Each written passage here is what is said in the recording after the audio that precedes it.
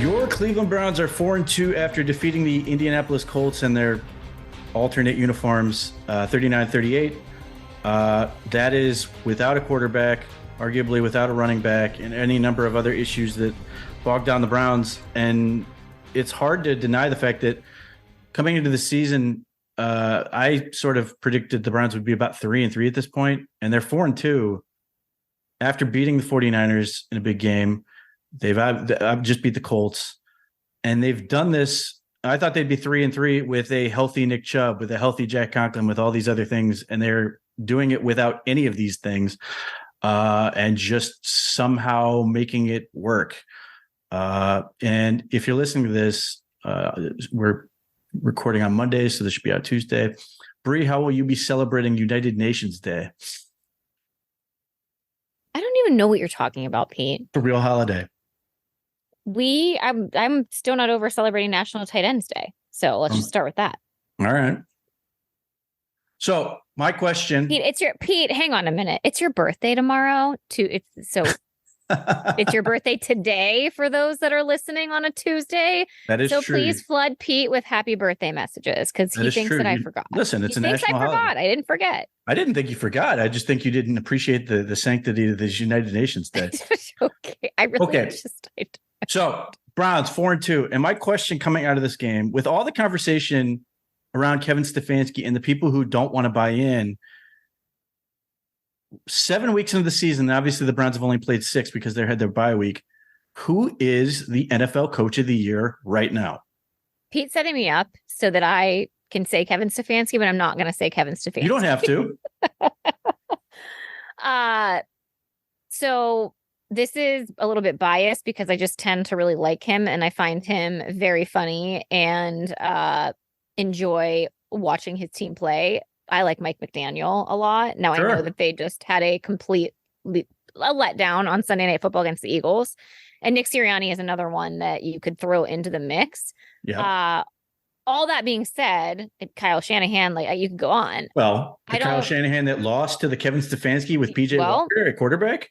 Yeah, exactly. So I think to that point, if you're going to have a conversation where Kyle Shanahan is going to be thrown into the mix, then there's no reason that Kevin Stefanski should not be mentioned in with some of these names, just given what he's been dealt with. I hate to say that, this season has not been anywhere near what we expected as fans, what Kevin expected. And you kicked it off right at the beginning of the show, Pete. You thought the team was going to be 3-3 with the weapons. This team is 4-2 with peanuts for offense. Yeah, so all those names you mentioned are completely legit. I wouldn't argue with any. You could throw Andy Reid in there, as always. Oh yeah, duh. I mean, but and John Harbaugh and stuff like that. But this award tends to go to coaches that have faced the most challenging road to get where they are, or adversity, or just beating expectations. And the Brown, both by national pundits as well as fans and media, how many times has this team been basically left for dead? The second Chubb went down, there were plenty of people who thought the Browns are done. They go through the Deshaun Watson stuff with the injury. We'll get to him later. Again, this is a mess. The Browns are a disaster. They're done. Both against the 49ers. And then at least at the very end of the game against the Colts, the fans of this team thought the Browns were done. And yet, here they are, 4-2. So it's just interesting to me that there are people who are holdouts and will not sort of allow Kevin Stefanski to have this, doing all the things we've been asking him to do for years, and doing it under ridiculous circumstances. And even if you're somebody who's well, they're only winning because of Jim Schwartz, part of being a head coach is hiring assistants. And he hired Jim Schwartz, who's doing a great job, and he's hired Bubba Ventrone. The Browns, according to whatever ESPN efficiency there is, are number 1 on defense and number 2 on special teams. So, even if you're in that boat, Jim Schwartz hire has been a home run. And that was in Cleveland, that was certainly a popular hire. It was sort of questioned outside of this as sort of being a boring or, sort of a easy hire as opposed to going with one of the bigger names. like the defensive coordinator of the Minnesota Vikings this year, who was with Pittsburgh. Sean Desai, who got a job. I think is he with the Eagles? But anyway, there were these sexy names. Brian Flores was the other one, who's with the Vikings. Those were the sexy names. I mean, Sean Desai hadn't been a full-time like a coordinator. He was sort of the up and comer. But Brian Flores was super popular. A lot of people in Cleveland really wanted Brian Flores, and Jim Schwartz was sort of like a name people knew, which was sort of comfortable, but was sort of a questioned hire. So even if you're sort of like, well, Jim Schwartz is carrying this thing, you can believe that. But Kevin Stefanski still hired him, and not exactly a great day for Jim Schwartz in a game where the Browns gave up 38 to the Gardner Minshew-led Indianapolis Colts. So, like at some point, you're just sort of you have to at least acknowledge the fact that Stefanski's doing what you wanted to do. And one of the things I want to talk about with him is he did a lot of really smart coaching. He made a lot of really smart coaching decisions on Sunday.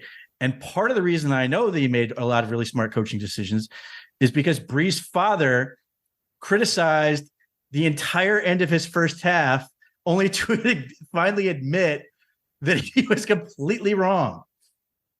So, okay. So I have to laugh about this because, as I've said on this podcast before, I talked to like a couple of different groups of people on game day, and my family's group chat is one of them. Pete is the other one that we'll talk back and forth of. And so my dad, who I've said before on the show, he's not the biggest fan of Kevin Stefanski. And I said this last week, it's his coaching decisions. So my dad is very critical in game of saying like, that was a stupid timeout. I wouldn't take that here. I wouldn't do this. I wouldn't do that. And so I ended up screenshotting.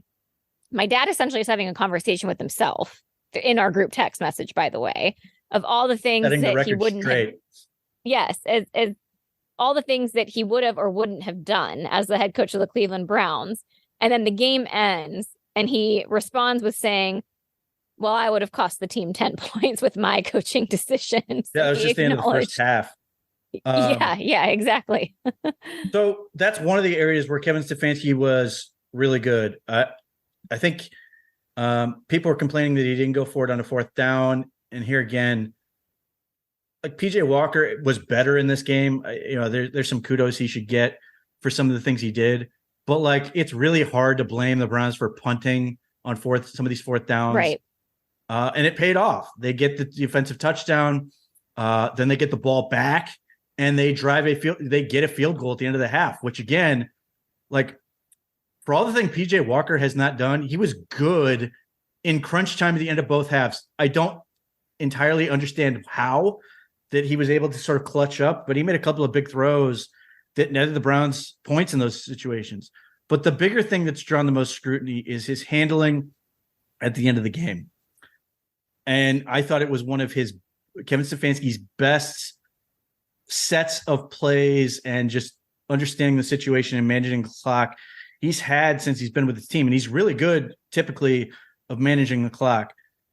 So the Browns get the ball back after the Colts score that long touchdown on where the Browns corners like helplessly fall off the tackle, which looked really bad and pissed me off at the time. And suddenly you're sitting there going, oh, the Browns have to get a touchdown. I don't know what percentage of people believe the Browns were going to be able to drive down and get that touchdown and win the game, but I suspect it was less than 5. But anyway, so the Browns want to score, obviously, but they also want to not put themselves in a position where they're getting the question of, did they score too fast? So they do some things where they get PJ Walker throwing passes outside. He missed a couple opportunities, but he just made an incredible throw to Elijah Moore up the sideline. Elijah Moore had a pretty good game, even though the numbers weren't huge, but he played really well. I think he's starting to round into a nice role and sort of figure himself out. But then they kept running the ball inside. And yes, some of them got absolutely blown up. But he also found some running lanes. We saw Kareem Hunt, obviously. Jerome Ford had already left the game with an ankle injury. And we got to see Pierre Strong, which I was really happy about. And this is one of those things where, like, it's very easy for me to be like, why aren't we seeing more Pierre Strong? I'm not at practice. He may look like crap at practice, and I don't know. But he got in there, and like, especially when you compare to Kareem Hunt, who moves like a shopping cart, he is fast. Sorry, I'm sorry. Stop. What did you just say? Kareem Hunt moves like a shopping cart full of stuff. He's so slow, but once he gets moving a little bit, it's tough to stop him. My dad, first of all, I have to pause you there. My dad's really going to like that because he always uses the phrase pushing a wheelbarrow. Yeah. He's just so slow. And like, you know, I've been super highly critical for Kareem Hunt, you know, in the last couple of years. And I still don't think he's a great back, but I have to give it up to him. He's made some really big carries where he just won't go down. He's dealing with multiple injuries and all this, but he just finds a way. Anyway, so the Browns are mixing it up. They're keeping the Colts honest because what the Colts were doing was they were leaving the entire middle of the field wide open. So on a couple of those plays, the Browns just handed the ball off and there was nobody in there and they ate up yardage.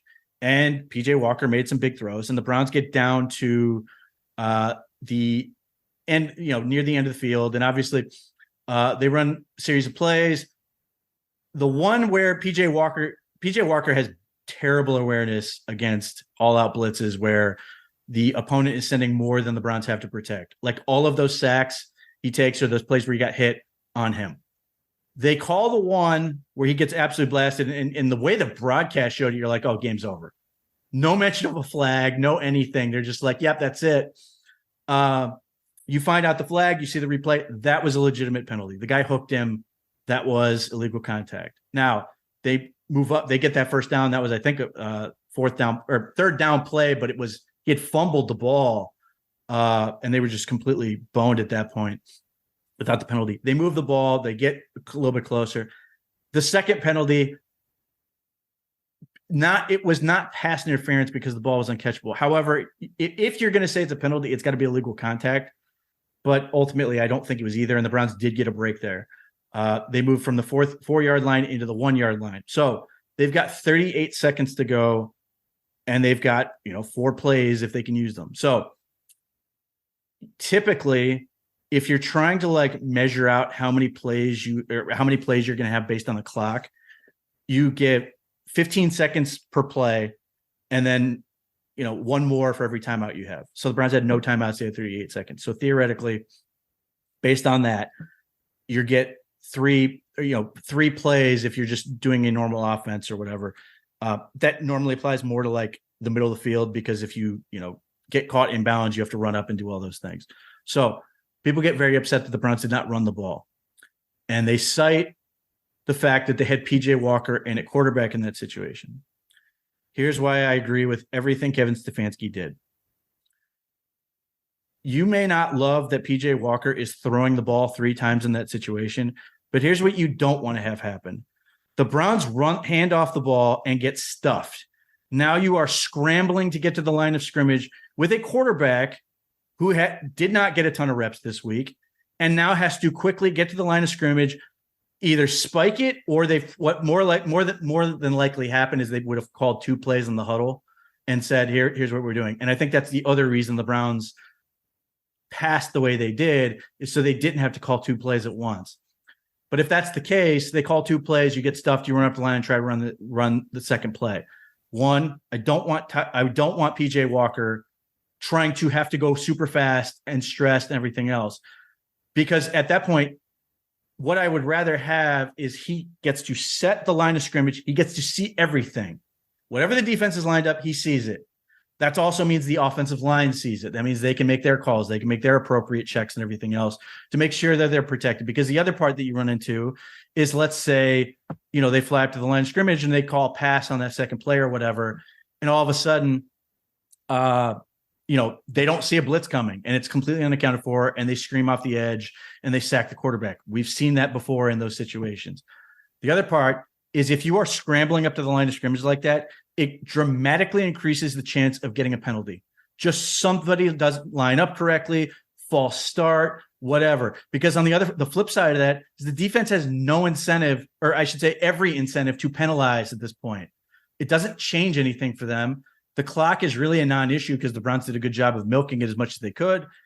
They can go off sides and nobody's going to care. You're going to move an inch and get to reset the down. Whereas a false start penalty in that situation, I don't feel good about them scoring from the 4. I sure as hell wasn't going to feel good about them scoring from the 6.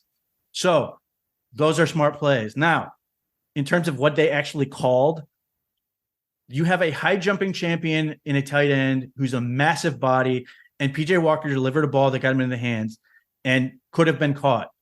If not for the Colts DB making a great play, playing technique perfectly, and coming up through the arms to rattle the ball out, just how you wanted taught, but the play was there. And I'm assuming that the plays the Browns ran on the 1 yard line were 2-point plays. I'm working on that assumption. One, because PJ Walker would have practiced those this week. Two, it was an easy way to do the passes they did for the situation. And three, that the second play, which I loved, I wish this would have worked so much because they absolutely killed the Colts with it. That shovel play was 100% a 2-point play. Like, that is what you would want to do in that situation. That play was brilliant. The Colts sold out for the run. This was the other reason the Browns passed, is because the Colts sold out to stop the run. They all fly past David Njoku. He turns around, and PJ Walker spikes the ball off the man's face.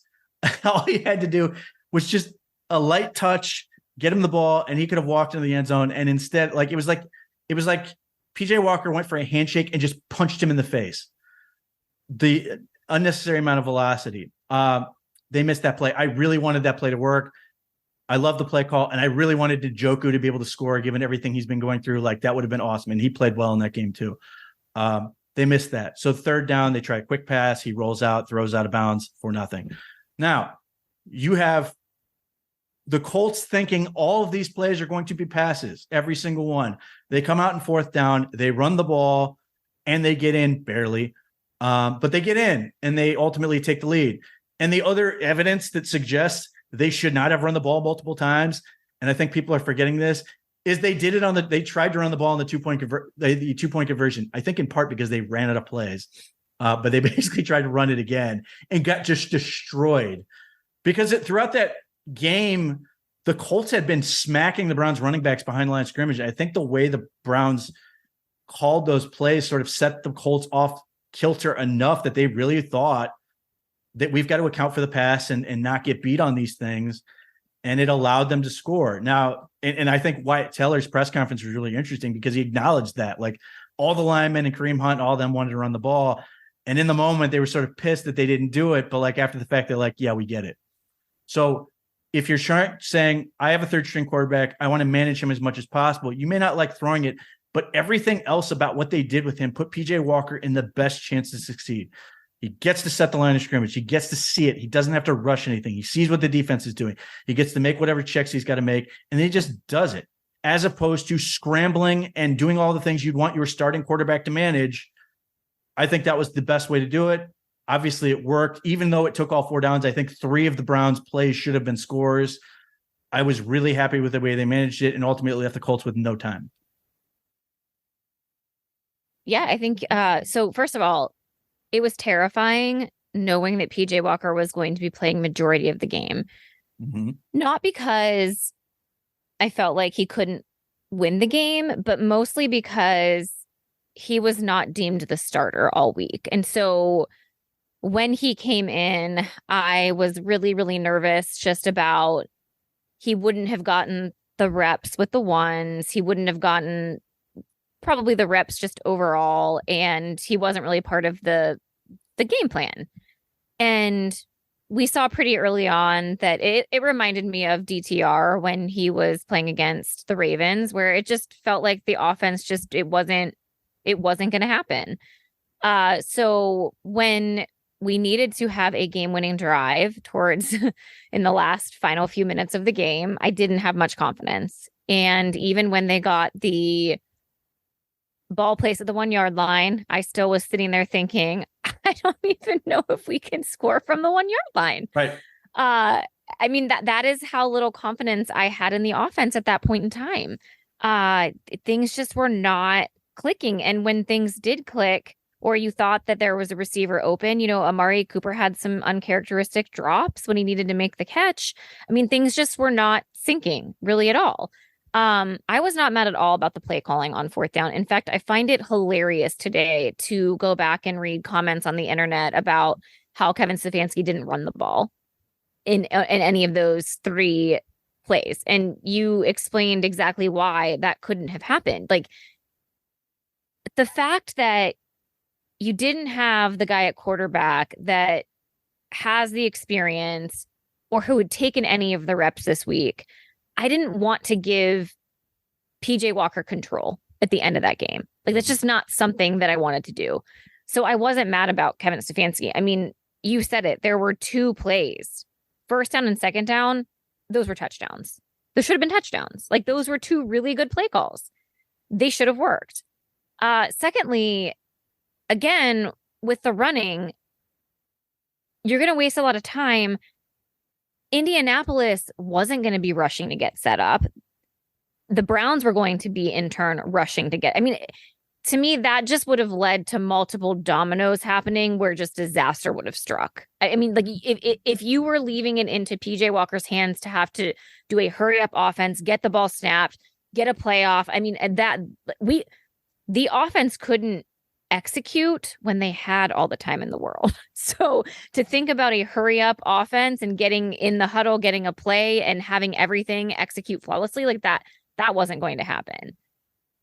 Not to mention, what if he would have spiked the ball and then you lose the down? Like, I mean, like, yep. One again, less chance. like, we had 4 chances. We got the touchdown. It didn't matter, but I was just worried just about the overall decision making, leaving it into PJ Walker's hands to have to make those decisions. So I was fine with it. I thought it was extremely smart. I thought it was best case scenario. Obviously, they ran the ball on fourth down. I expected them to run the ball on fourth down after the 3 pass plays didn't work. I mean, and it almost didn't work, but thank goodness Kareem Hunt just pushed his little shopping cart legs into the end zone. He did what he needed to do, and it was enough. Yeah, I mean, listen, to me, that is Kevin Stefanski at the peak, like at the peak of his powers. That is what he is best at. He has total control at that point. He gets to make 4 calls and just figure it out and do it. And like 3 of them should have worked. Like 75% is pretty good. And then the other play that obviously stands out for most people is the fourth down call where they fake to Kareem Hunt and throw the pitch to Jerome Ford. It was wide open. Jerome Ford was looking downfield before he caught the ball, obviously missed it, and was a complete bust of a play. But like, it was open. I'm not going to assume he would have scored. He would have easily gotten the first down. Like the other one that stands out is the reverse to Marquise Goodwin. Like, yes. Kevin Stefanski has a great play call in basically every game in their area of the field, whether it's the inside the 30 or the red zone, that either scores or sets the Browns up to score.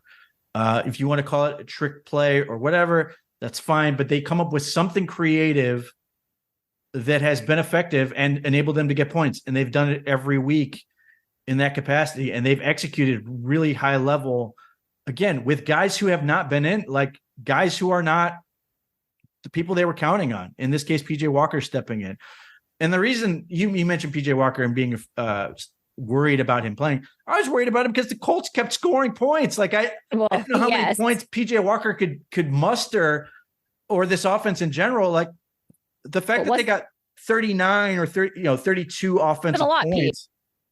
32 offensive points with this personnel group, like, is crazy to me. So it's just really hard to not give it up to the guy who was able to make this work. Like coming out of the 49ers game, like all these people were making excuses for Kyle Shanahan going, well, he didn't have Deebo Samuel and he didn't have Christian McCaffrey. Yep. The Browns would have killed to have Brandon Ayuk. They would have killed to have George Kittle. They would have killed to have all these other players. And like, they couldn't make it work. The Browns did it with Kareem Hunt, PJ Walker, Pierre Strong, like Nick Harris constantly coming in as that 6th lineman and just being like, his body type is hysterical to me because he's like got no neck, and he's just like this little portly fella, and he just flies off the ball and goes and rams into people. It's awesome. So there are always play calls, and we usually are pretty on some of those decisions that we don't like from Kevin Stefanski. For example, we did not see a single Elijah Moore jet sweep this week, which is a big thumbs up. I thought the Marquise Goodwin was what I thought it was Elijah Moore at one point. I was like, no. And then I saw the number and I was okay. Yeah. So yeah, like they did a really good job. Not all their play calls worked. There were certainly there's at one point outside zone that they ran and got blown up. And I immediately got text message from somebody who's going outside zone that like basically shaking their fist is like, yeah, it's frustrating. The other thing you can't get away from this game is Myles Garrett. One of the all-time performances ever by anyone, but like it's just in a pantheon of Myles Garrett type performances. 2 sack fumbles. He was a demon against the run. He was tied for the team lead in solo tackles in this game at defensive end. He has a pass deflection that should have been intercepted. Dalvin Tomlinson should just get ripped endlessly for not being able to find the ball that sat up there forever. And then obviously the biggest play, which is I've never seen anything like that in my life. I've seen guys jump the pile and jump the line of scrimmage in terms of field goal and extra point and stuff like that. But they have a running start or at least a couple steps. Myles Garrett did it from a stance and just hopped over Quentin Nelson and just destroyed the ball. Just one of the most insane feats I've ever seen. And I love it for multiple reasons. Obviously it worked, took points off the board from the Colts and gave the Browns points. They capitalized with a field goal of their own.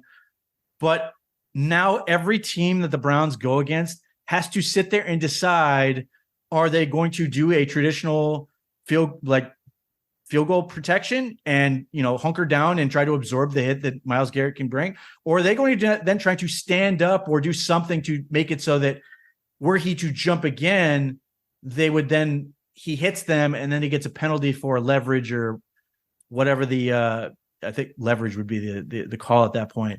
So if anyone hesitates and thinks, oh, I should probably stand up or reach up or something, Myles Garrett just should bowl right through them and then block another one doing that. Just incredible. And off of all of those things, the Browns scored 20 points off of just Myles Garrett. First of all, we know how amazing of a player Myles Garrett is. It is frustrating sometimes to see fans question his worth, if that's the way to put it. So to see Myles Garrett kind of step into this role and take over a game when the Browns needed it the most was just incredible because it should have shut up all of his critics. Myles Garrett was a game wrecker. To your point, he was responsible for 20 of the points. This game would have been lost without Myles Garrett yesterday, like completely lost. There would have been no chance that the Browns had of winning this football game without Myles Garrett. So he has been one of the most fun things to watch this year. And again, on a team that has had a really, really good defense. Like I love this for Myles because over the past couple of years, he has taken a lot of unwarranted criticism from this fan base about not being worth it or him not showing up in big moments. Mm-hmm. Where are all those people now, Pete? That's what I want to know. Were they praising him yesterday? Were they still being super critical of him? I imagine most of them were just quiet, given what he was able to do. But like the shame of it was, in a lot of ways, it felt like the Browns defense last year, where it was 10 guys watching Myles Garrett do the whole thing. And certainly there were plays that were made and there were guys that stood out in certain situations. But just from the start of the game, I mean, the 2 sack fumbles and the field goal block were all in the first half.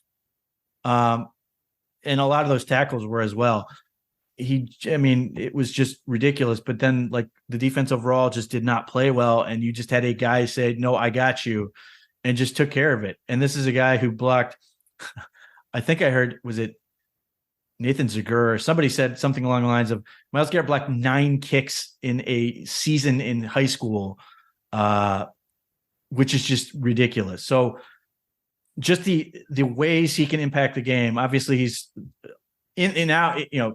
The national headlines coming out of this is Myles Garrett is the best defensive player in the league. Certainly, he's getting a lot more hype for Defensive Player of the Year, which, if you just go off of what he did last year, he certainly warranted that consideration, but the Browns' record sort of just rendered that meaningless.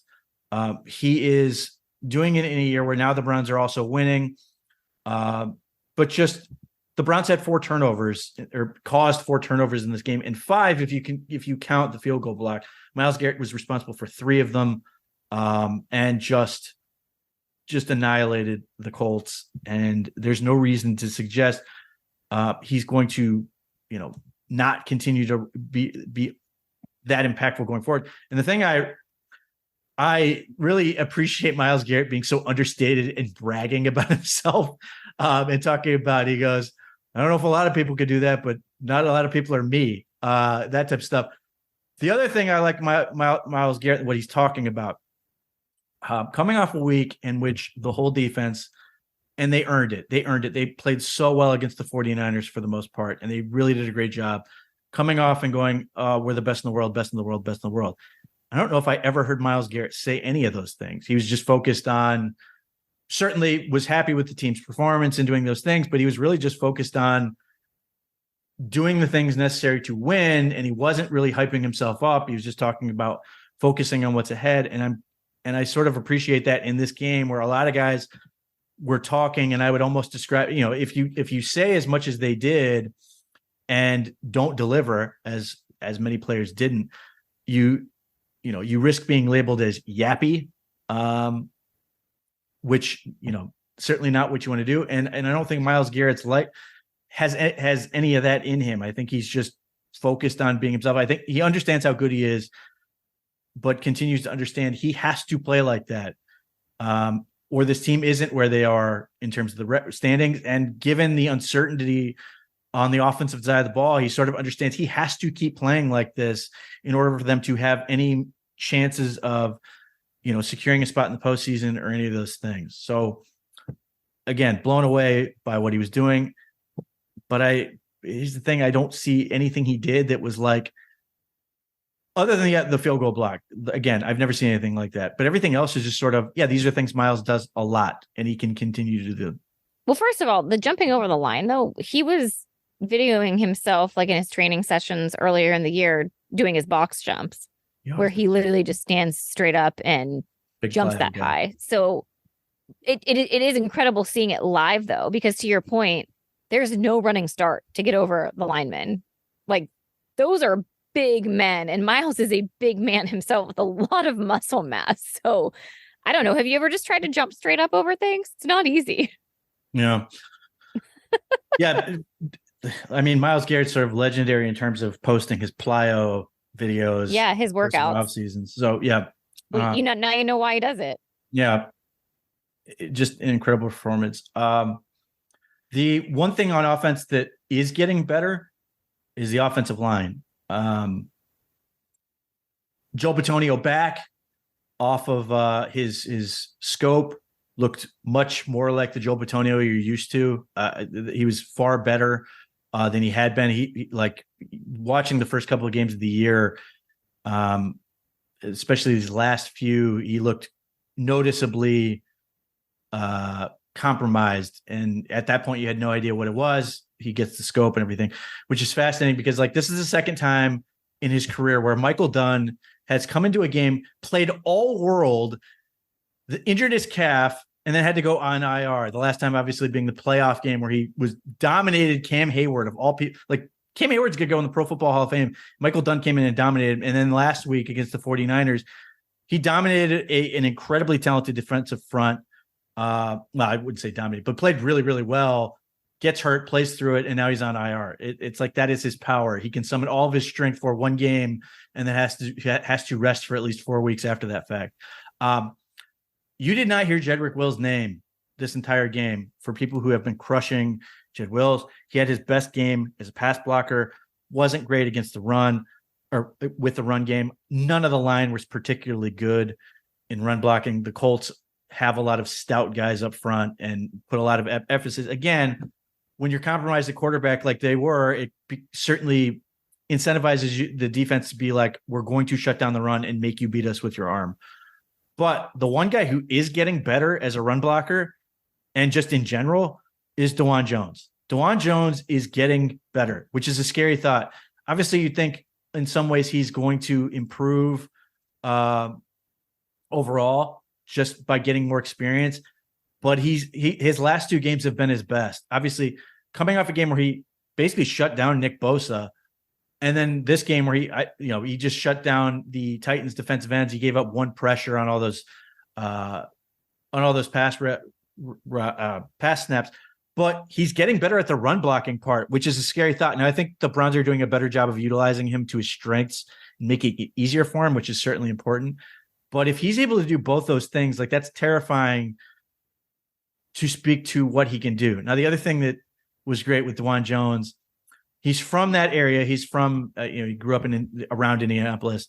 His mom was at the game, and they show him like going over. And there's part of you, and I don't know if it's like, growing up with cartoons or whatever, where you somehow expect the mom's going to be even bigger than he is because somehow you have to explain that this person came out of this woman. And it was awesome watching a little video of him going over to see his mom after the game, because obviously, again, she's in town. So he gave this big impassioned thing about how he's so happy to be able to go home and win in front of his family and all that stuff. But you're not hearing anything about all of the knocks that DeJuan Jones had coming out about being, entirely motivated by the money aspect. Even if he is, it's fine working for him. But in addition to that, like, he is working hard. He's like, whatever he needed to do, or it's been a very, very good fit with the Browns and a testament to sort of like them being able to reach some of these players, which is obviously important because they've had situations like Perrion Winfrey was an unmitigated disaster. They shouldn't have drafted him in the first place, but this was a much more valid risk to take. The flags were not nearly as bad, and it was more of he's super good, but we're worried about like his motivation, his weight, and all these other things. It was never about his ability, and you're starting to see him really, really become a good player in that front. And the interior is better than it has been. It's gotten more consistent, which is super important. So a lot of those things were working. Ethan Posick had a huge block for Jerome Ford that allowed him to score that opening touchdown, which gave me the false sense of purity, sense that maybe, just maybe, the Browns were going to have a nice, easy day. I thought maybe 7 would be an insurmountable lead given the defense. I figured, maybe this is their week where they can finally, the offense can take care of business for in addition to being with a great defense. Little did I know they'd need another 32 points to win it, but like those were all positive signs from that area. So, Pete, I guess here's the thing with me and the offensive line, and maybe I'm just having a hard time figuring out an evaluation for them based on all the changes that have happened from just the total offense perspective with losing Nick Chubb. And we talked about this a little bit. I do feel like Nick Chubb, his eliteness just kind of covered up maybe some weak links that they have overall. No, maybe about it. Like that's absolutely a thing. Yeah, and he's that good. He makes other guys better. It continues to be like more glaring as the weeks go on.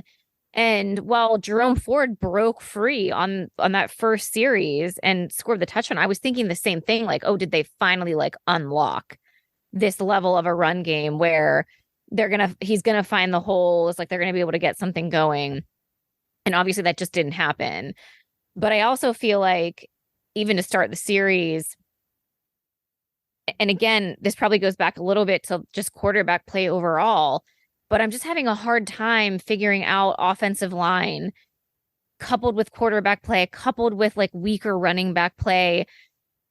It's just making me feel very uneasy as we move forward. Like there's just so many things that have weak links now in the offense. And then like you have a receiving core that I thought was really strong at the beginning of the year, anchored by Amari Cooper. And now I'm like, do we have a good receiving core? Like, I have so many questions, and I'm annoyed that there are all of these question marks going in to this point in the season.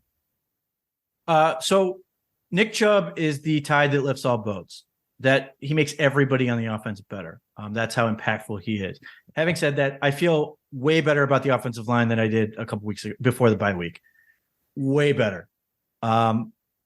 They've stabilized. Whatever needed to get done in terms of Bill Callahan and Scott Peters sorting those things out happened. I think the Browns are playing to their strengths more and doing more things they can do.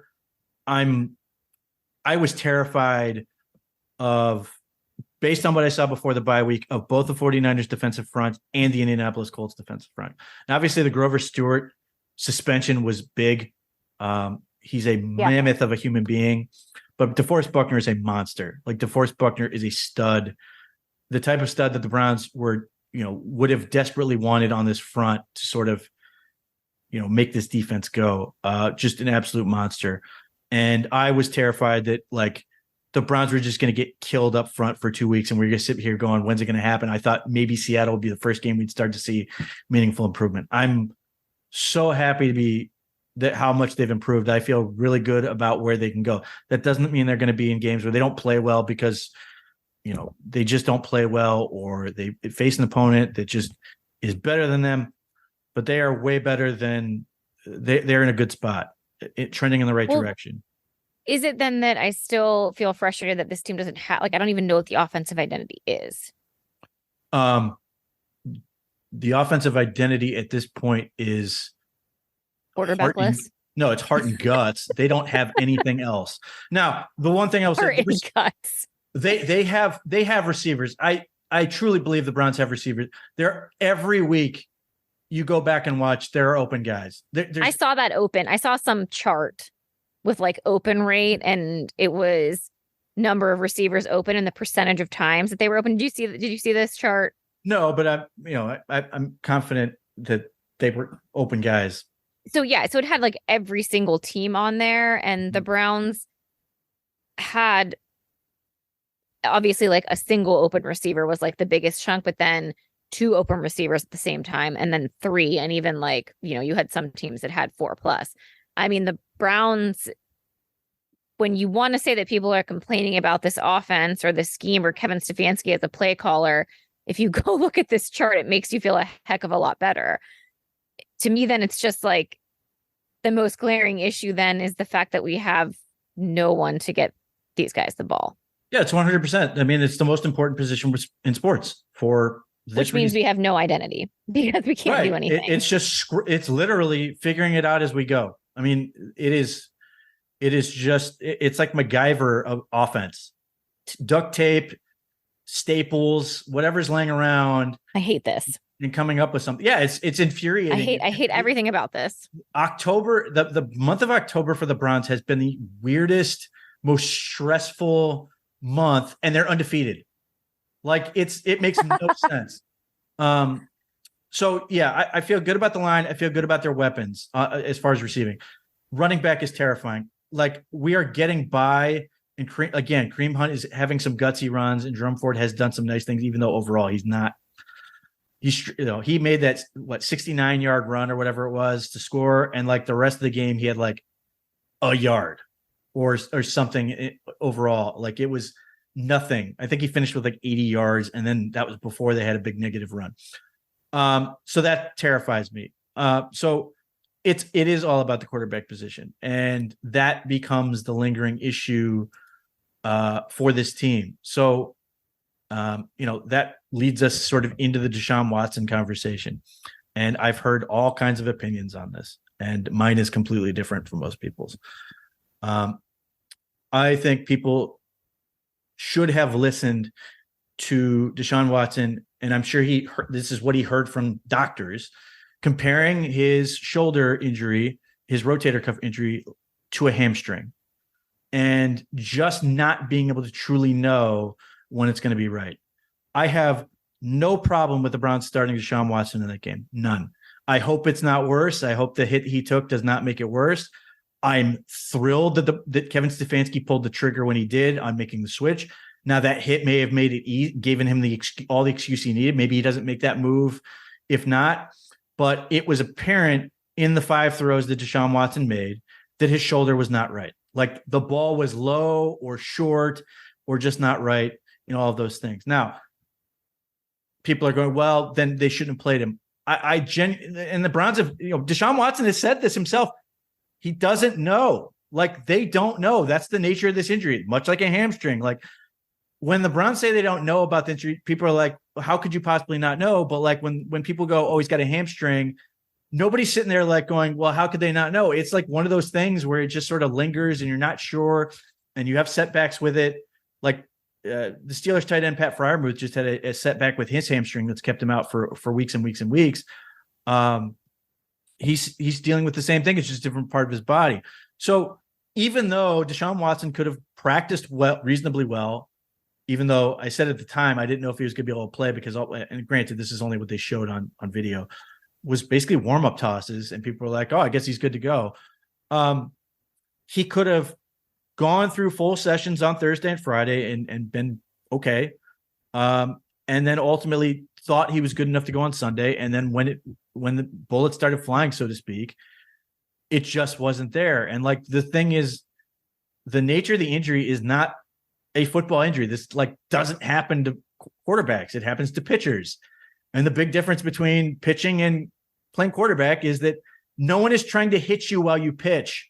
No one's making you move. You have a very routine movement. And maybe if he's a pitcher, they still would have kept him out, or just had a leash. That's the other thing with the hamstring comparison. Even if a guy had a hamstring injury and maybe he was close, you could put him on a pitch count.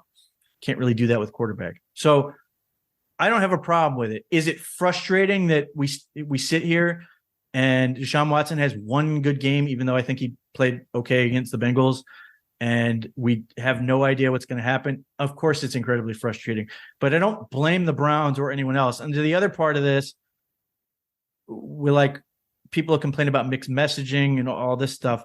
Deshaun Watson is a competitor. He's going to say, I'm going to be able to go as long as I can because that's how he's wired to do. I want my quarterback to say that. I want my quarterback to be like, I can go. I can get out there and lead, and I can make it happen.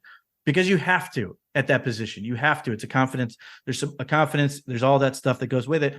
But I also want my head coach to say, look, I get it. I know you think you can go, but this is my job. I have to make the call. And he made the right one. Put PJ Walker in the game. PJ Walker was able to make it work. If Watson's injury is no worse than it was before, then nothing happened and the Browns win. And the other part of this whole thing is like there's a group of people who are saying the win isn't as important as getting Deshaun Watson like right. And I don't disagree with that. But the other part of this is you have to win every game you can possibly win. Because obviously there's a lot of pressure. There's all these things. And the reality is Kevin Stefanski is trying to do both at the same time because he has to. And I think given those factors, I think he did fine. We'll see. Maybe there, if we find out that it's worse than we thought, or he re-aggravated, people are going to go back and say, well, he's an idiot. But like the other benefit of like him being out there is no one is coming out of this game going, well, they should have played Deshaun Watson. No one is sitting there going, well, he's good to go and he just doesn't want to play. You saw it. The ball looked like crap coming out of his hand. Marquise Goodwin should still be running on the play where they threw that pick. If he throws it out earlier on time and deeper, Marquise Goodwin is wide open. The safety made a heck of a play, but Watson was late. The ball was slow. It just wasn't right. And then the final throw he made, which should have been intercepted, certainly was a turnover-worthy play. It just was awful. It was awful. They had made the move they had to because they're balancing everything they want to do. And Kevin Stefanski's trying to do right by the team. And I think in that scenario, he did right by the team. So I understand all the frustration with it. I thought he did it. He handled it like he should have. I think it's silly right now to try to read into the fact that like Kevin Stefanski and Deshaun are on the same page. I was seeing a lot of this today in the fact that Kevin Stefanski came out post-game yesterday saying that Deshaun was the starter. And then Deshaun goes and speaks in the press conference that He didn't know. All I think Kevin Stefanski was trying to do is settle the fact that Deshaun Watson is the starter as long as Deshaun Watson is good to go. Because you could already feel the controversy in quotations about Kevin benched Deshaun yesterday. Now there's this whole, it's not just because he's injured, because he was cleared to go back in the game, but Kevin made the decision not to play him. And so there was all this speculation that Kevin benched his quarterback. He benched Deshaun Watson. And so I thought it was really smart of Kevin to come out and say, like, Deshaun's the starter. Like, there's no controversy here is essentially what he was saying without saying it. Mm-hmm. That if Deshaun Watson is cleared to play and they feel like he is ready to play, Deshaun Watson will be the starter. Like, there's none of this, like, going back and forth of, like, we don't believe in him. You invested $230 million into this quarterback and gave up significant draft picks. He is the quarterback. As much as you may or may not want to hear that at this point in time, he's the guy. He's the guy. Now, what other choice do they have? I mean, what other choice? Listen, I am still terrified that Deshaun Watson will never go back to being what Deshaun Watson was in Houston. That has been my fear going into this season. After what we've seen thus far, and it hasn't been a lot, that is still my fear. And I think that's an okay fear to have as a fan base. We just don't know.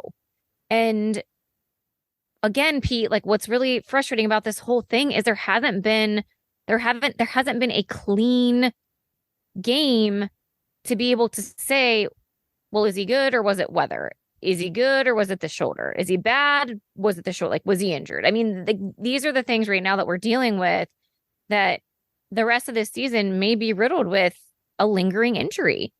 Mm-hmm. Like, that is what we are dealing with. He may never be 100% healthy the rest of this season, regardless if he takes an additional week, 2, 3, 4 weeks off. Like, he's probably still going to be playing with some sort of pain the rest of the season if he's playing.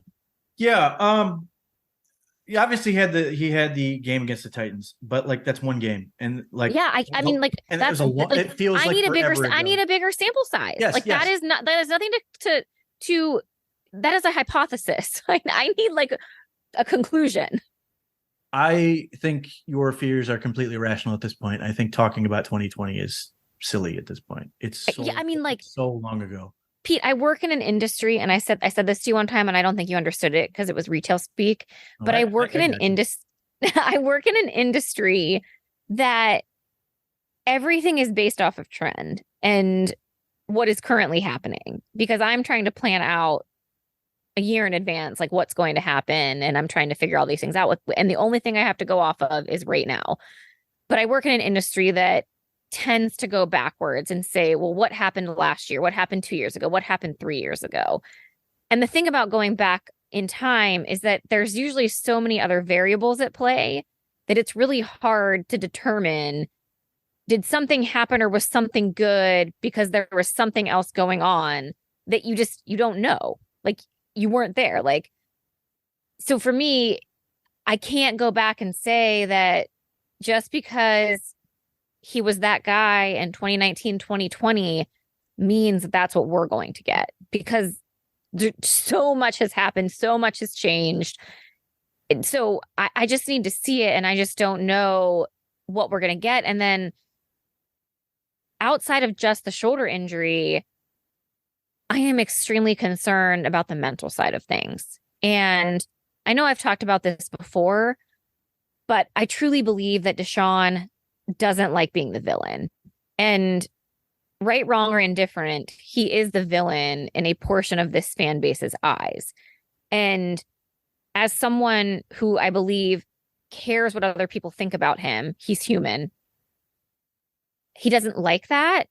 And I think part of the plan from him, his team, and this is just me speculating wildly, I think part of that plan was that his image was going to be clean or resolved by winning football games, and that he would win over this fan base by bringing the Cleveland Browns a winning football season and being that quarterback. And so the fact that that is also in limbo and he hasn't been able to prove himself on the field just adds to this whole debacle and spectacle of not only does he have that pressure that he's put on himself, he has so much pressure to perform and be a good quarterback.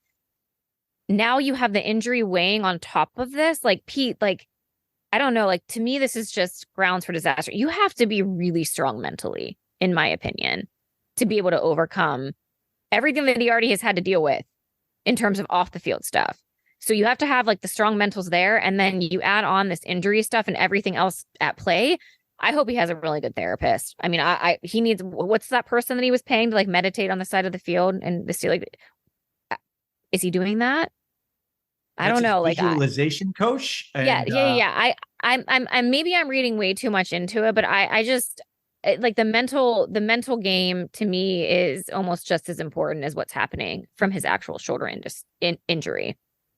I don't think anything you said is unreasonable. I think it's the opposite. I think it's valid in a lot of concern. I've said the same thing. I does not like being the bad guy. He spent so much time in press conferences trying to convince people he's not a predator and everything else, that he's a good guy, that he desperately wants the reputation he had before all of this. Right. He was beloved.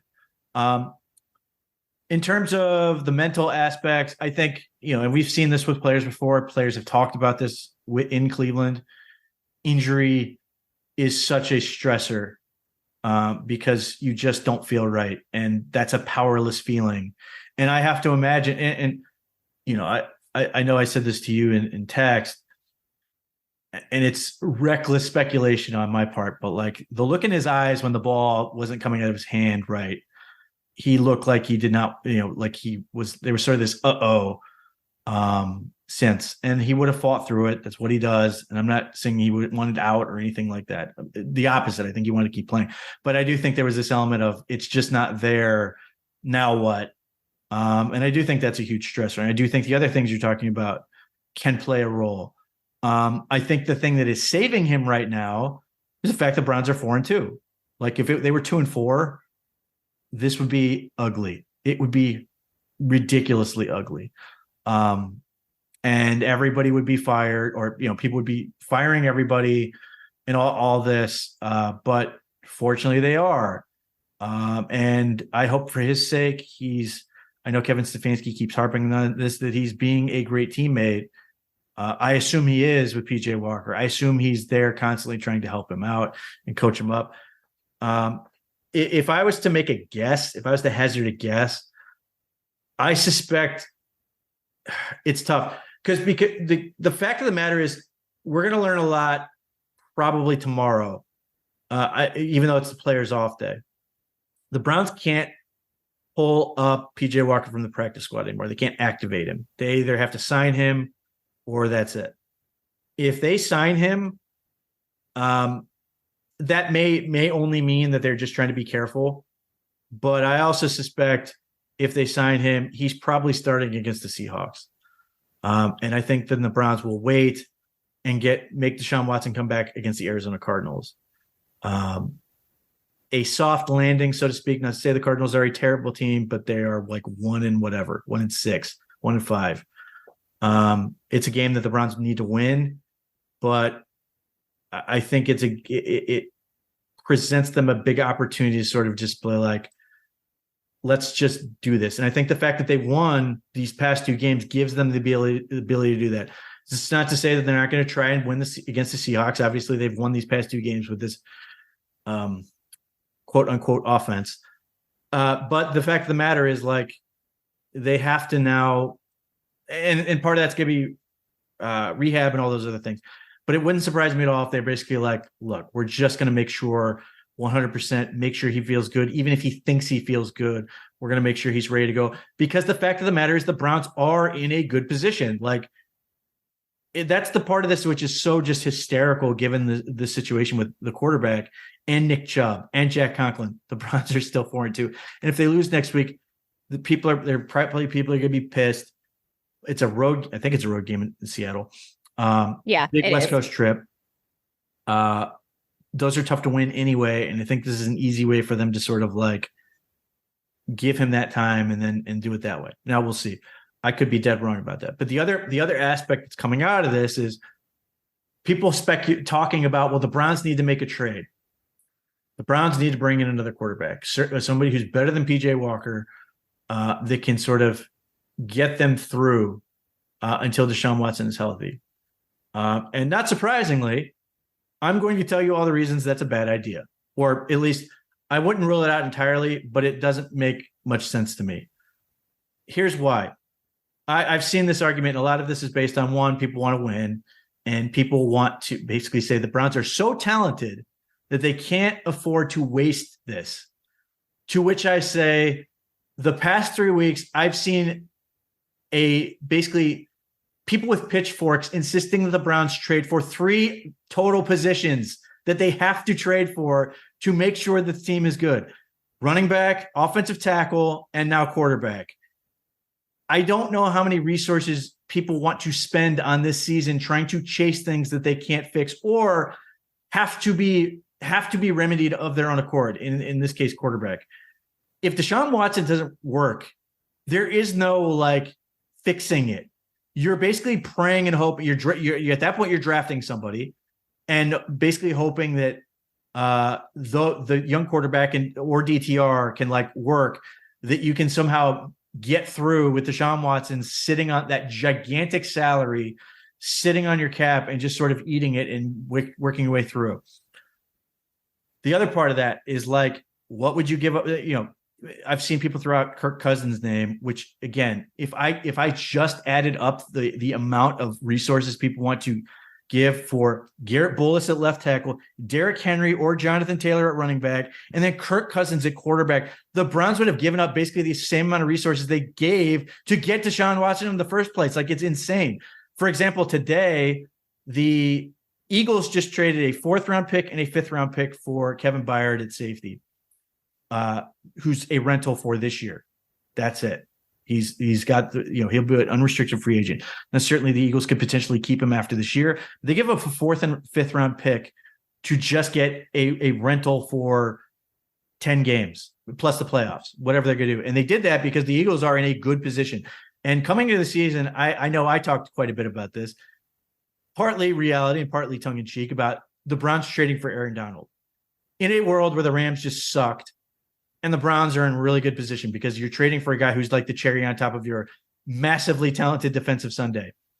And saying you are making this trade because you feel so good about where you're at that this is the guy who's going to put you over the top. And by the way, Aaron Donald and his defense would still be a whole lot of fun, but it's not really realistic because the Rams are trying to win, I guess.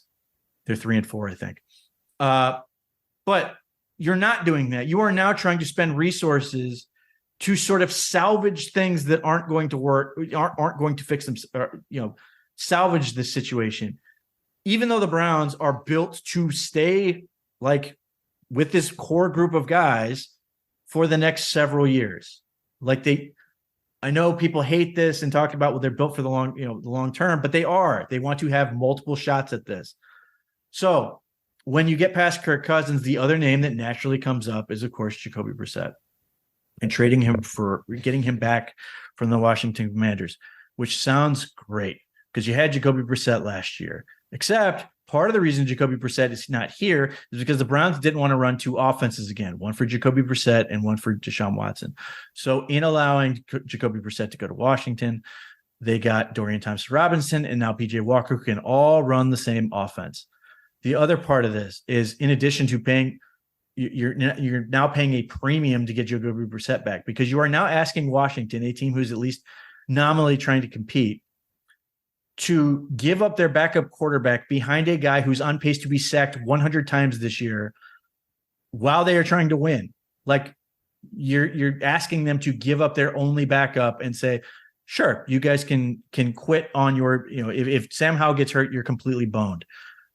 That's unrealistic unless you're willing to pay them enough to make it worth their while.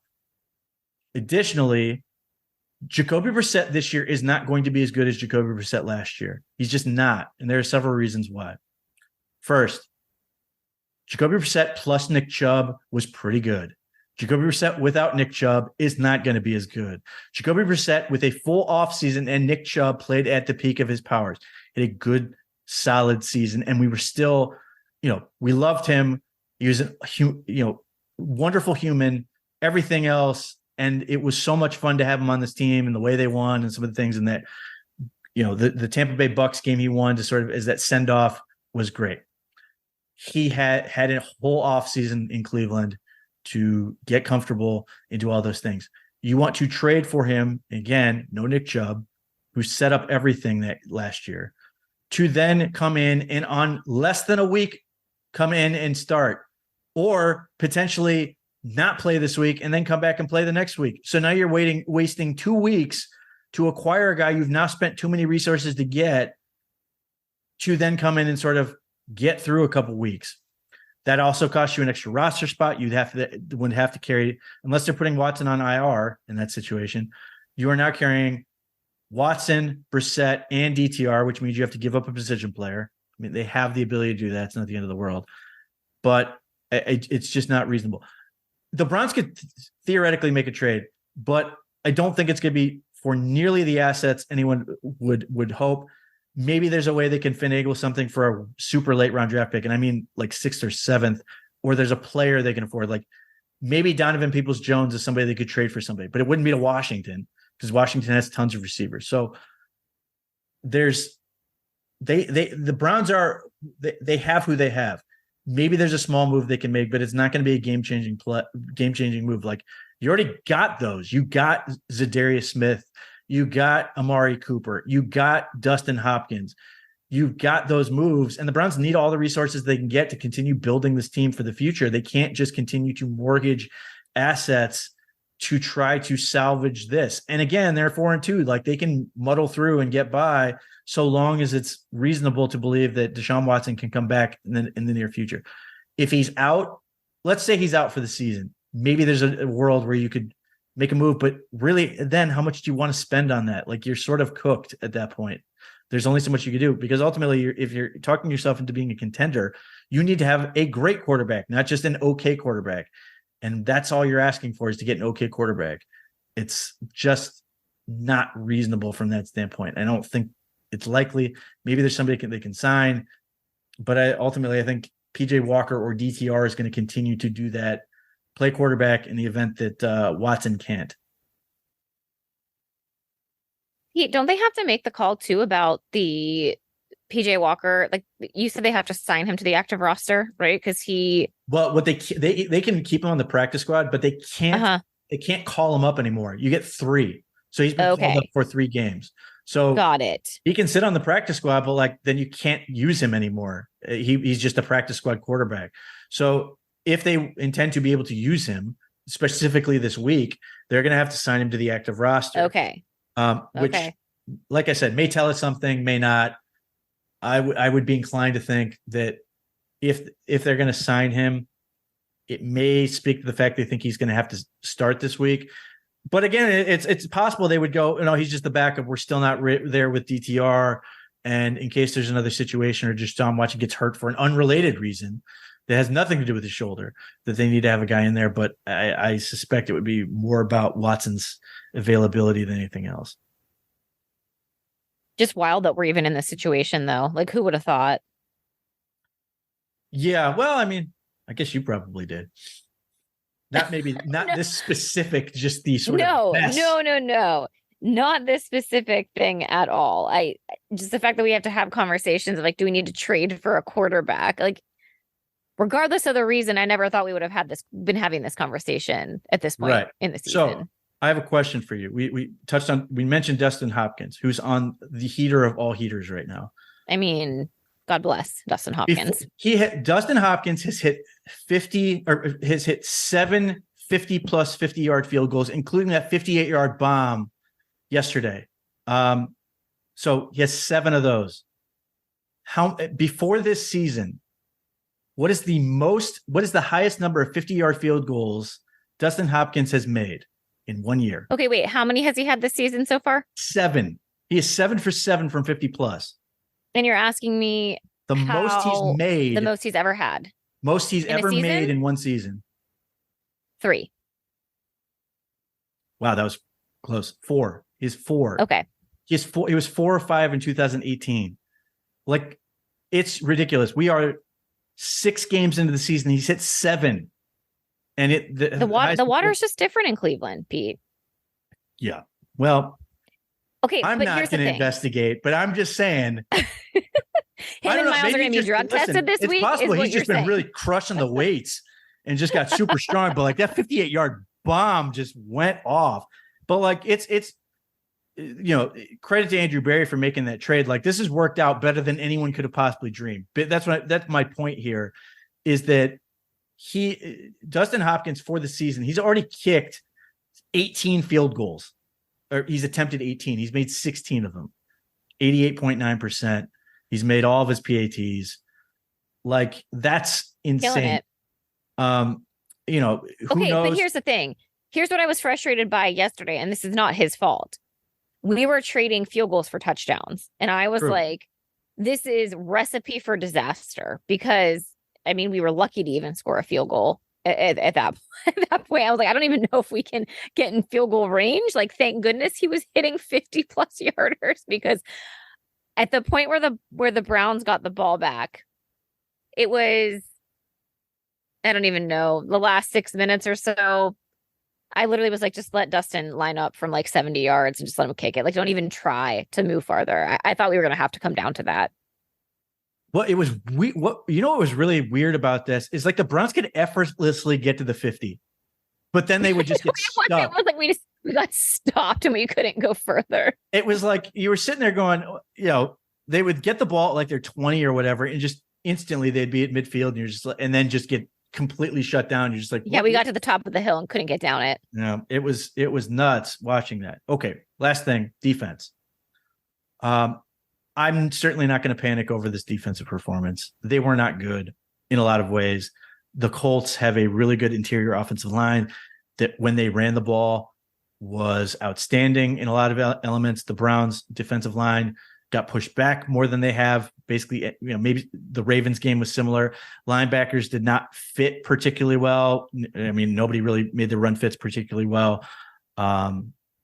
It was the worst set of coverage breakdowns they've had all year. The Colts did Shane Steichen's a really good offensive coach. Used a lot of man beaters that just left the Browns confused. And just it was bad. The tackling wasn't great. And the thing of it is like if you look at it from a overall standpoint, the Browns defense didn't play that badly. It's just that the Colts made them pay for every mistake. Gardner Minshew, I think he completed 15 passes in the whole game, but every one seemed to be a dagger that just killed the Browns. Now, some of it, like, the one was like a 14-yard pass that the dude just ran for the rest of the way. They had the one coverage bust where Josh Downs just went to the house, but like it was ugly. And the corner, particularly Greg Newsome and Martin Emerson had rough games. Grant Delpit obviously got beat on the one. The wheel route was on him, I believe. There was just a lot of things that didn't work. Now, having said that, I think Jordan Elliott has the best game of his career. Had a sack, had at least a tackle for loss, but he also created for other teammates. Beyond Myles Garrett, Denzel Ward played reasonably well. Obviously, had the really nice interception on a play where he got beat and managed to adjust. There's an element of sometimes teams just have your number, and that's sort of what I'm pinning this on. But as I mentioned earlier with the whole talking thing, and I like when the Browns are, hit all offseason, they were pretty quiet, and then they have that big performance against the 49ers and they start talking. And I'm not against it. And the thing is, Jim Schwartz isn't either, but then you have to back it up. And I'm very curious to see how the defense talks this week. I'm curious to see how they sort of come back and play against the Seahawks and see how they respond to that, because they may come out and just absolutely smash the Seahawks and dominate them this coming week. But this is the first time where the defense had to be bailed out by the offense and special teams in a lot of ways. And it was obviously unpleasant in a lot of ways. And certainly would have been this is another situation where, if one thing goes the other way, we'd be complaining about the defense and everything that went wrong and all of those things, but they won. And so you sort of get a pass, but this is one of those situations. I really, really hope that they refocus and learn from victory as opposed to needing a defeat to sort of adjust and get right. They were incredibly frustrating to watch yesterday outside of Myles Garrett. Again, I feel like we have to asterisk Myles Garrett. Although, I mean, I will say just play to the whistle. Like the two, Yes, 100%. like the two breakdowns and the dead plays where Indianapolis capitalized on, like that was extremely frustrating to watch. Like, and it was actually at that moment that I questioned, did they let the win over the 49ers get to their head? Like, did they take this game as seriously as they needed to? And I hate like reading into that, because I think that sometimes is just silly season in making things bigger than what they really are. But looking backwards to draw a conclusion is a dangerous game. Yeah, and I think I underestimated Indianapolis a little bit, Pete. Like I actually had no idea that, like, Gardner Minshew played out of his mind yesterday. I mean, he made a lot of really big mistakes, but for the most part, like, he made plays happen. I mean, he looked like Lamar Jackson out there sometimes, and his receiving core played really well. Like I truly did like go into that game like thinking that this was an easy win for. It should have been an easy win for the Browns, and I was surprised about how they looked. I mean, Indianapolis looked clean. They looked crisp for the most part.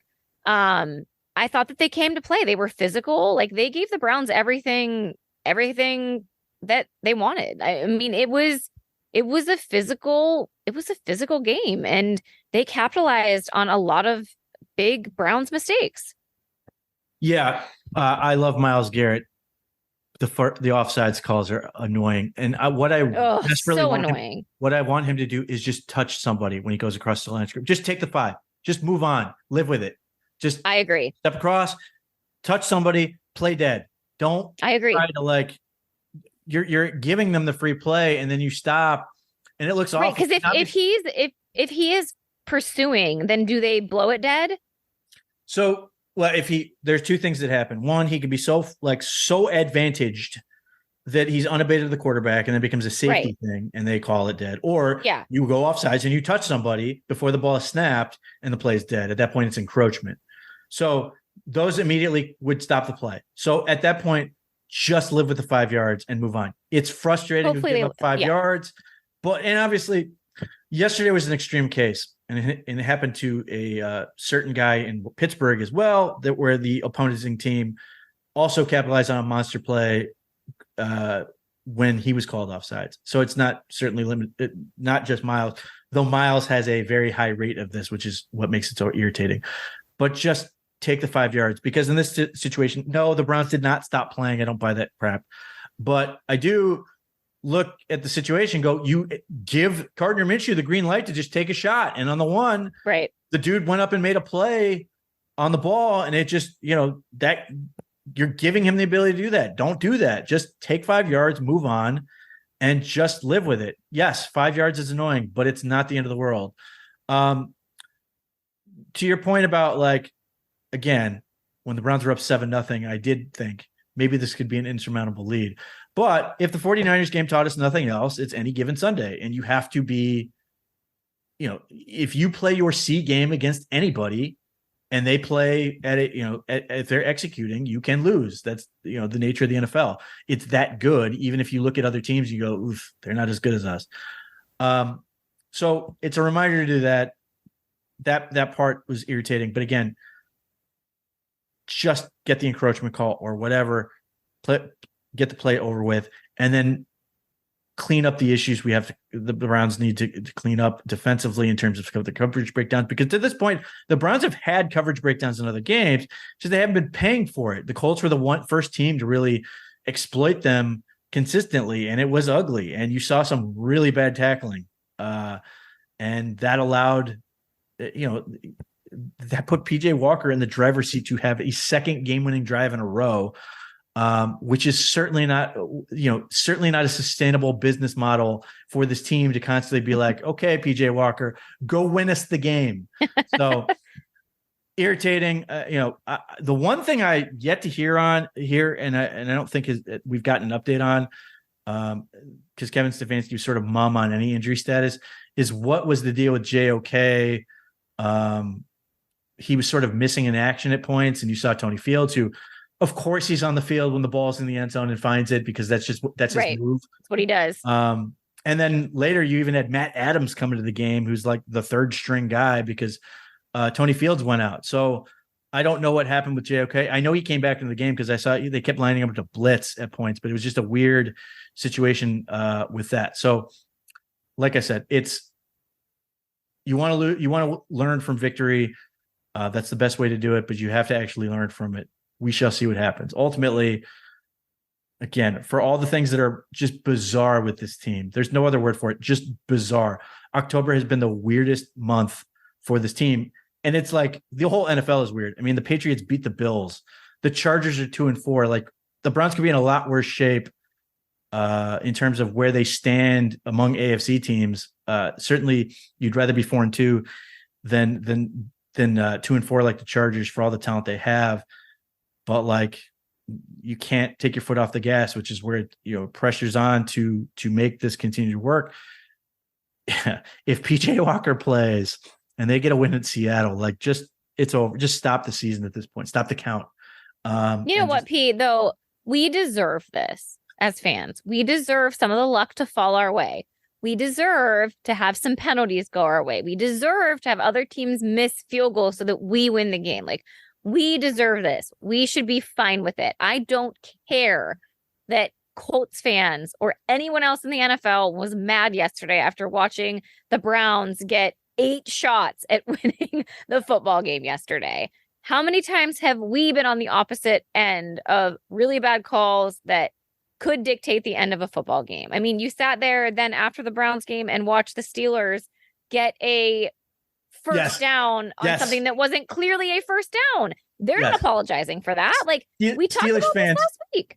Steelers fans who have historically gotten more beneficial calls in the history of the NFL, having them named, plays like the Immaculate Reception and all these other things, the Super Bowl against the Seahawks and any number of other situations, they were out in force when the Browns got that completely questionable. Were they really? They were out in force. The Browns got away with one here. And then late in the game, suddenly they got a complete crap pass interference call, which is ultimately mitigated because Deontay Johnson could not help himself but to screw it up by celebrating. I know. Either way, his taunting penalty just gave them a redo as opposed to losing a down, which is what it should have been. Yes. And then to Kenny Pickett tripped. He was a yard short and he tripped over himself. Well, and just the whole scenario too, that they didn't have any time. The Rams didn't have any timeouts left so that they couldn't even challenge it. And then it wasn't under 2 minutes for the play. Like, just the fact that everything fell into place for them to be able to as it always does. First down. I mean, it's unbelievable. But none of them were apologizing for that. Just no, and they never have. They're not. So we're not going to apologize. They're not giving either their questionable Super Bowl trophies back over those calls. The fact of the matter is, like, the NFL has an officiating problem. Like, it's not good, and there are obviously missed calls. But it's one of those things where the Browns, in some ways, are regressing to the mean in terms of getting calls their way. And I have no interest in apologizing. I'll tell you it's a bad call, but I'm certainly not giving the win back.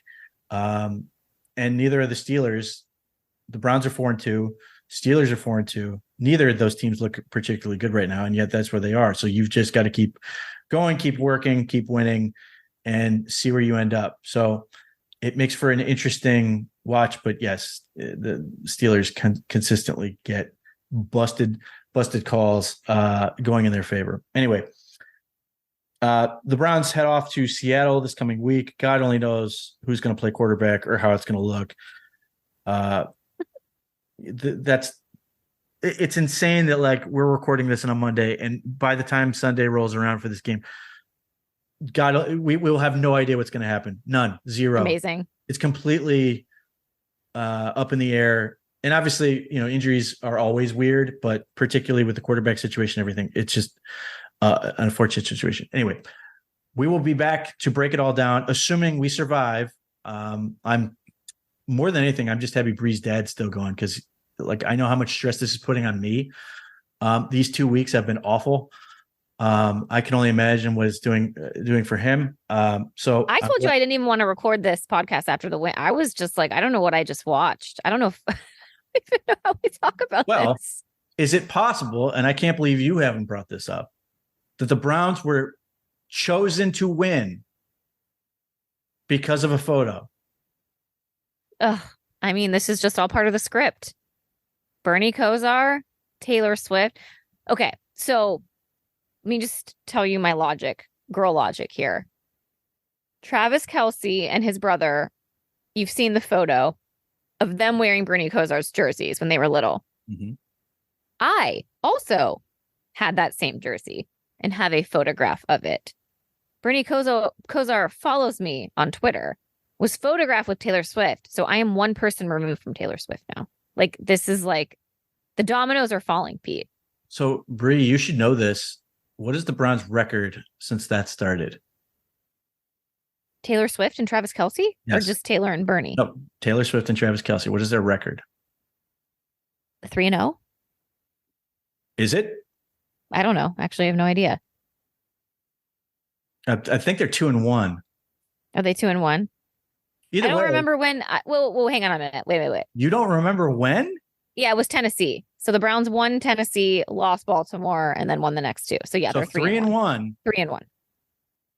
Listen, I'm not one to argue with the trend on this front. So listen, Travis Kelce is playing his best football right now. So I don't know, Pete. I think I'm becoming a Chiefs fan.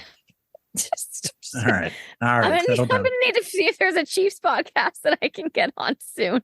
Yeah. Well, here's the thing. Like, they show like Taylor Swift dancing with Brittany Mahomes, and then it happens at the end. It's completely ruined because you have to see Jackson Mahomes get in there, and it's completely cringe and everything else. I don't know why. Yeah. No, I mean, they were in the Mahomes box, I guess. What are you gonna do? Well, that's all I'm saying is, like, you get all the fun things, and then the cringe comes at the end, which I think will keep you sober enough not to completely abandon it. But we will see. So it could be just me next week. We will. I'm wearing red today. Pete didn't even notice. Chiefs red. So we'll be back next week. Hopefully, both of us are still here. If not, I'll explain what happened. But yeah, Browns 4-2. Wish Pete a happy birthday. Not apologizing for 4-2. United Nations Day. Have a great day.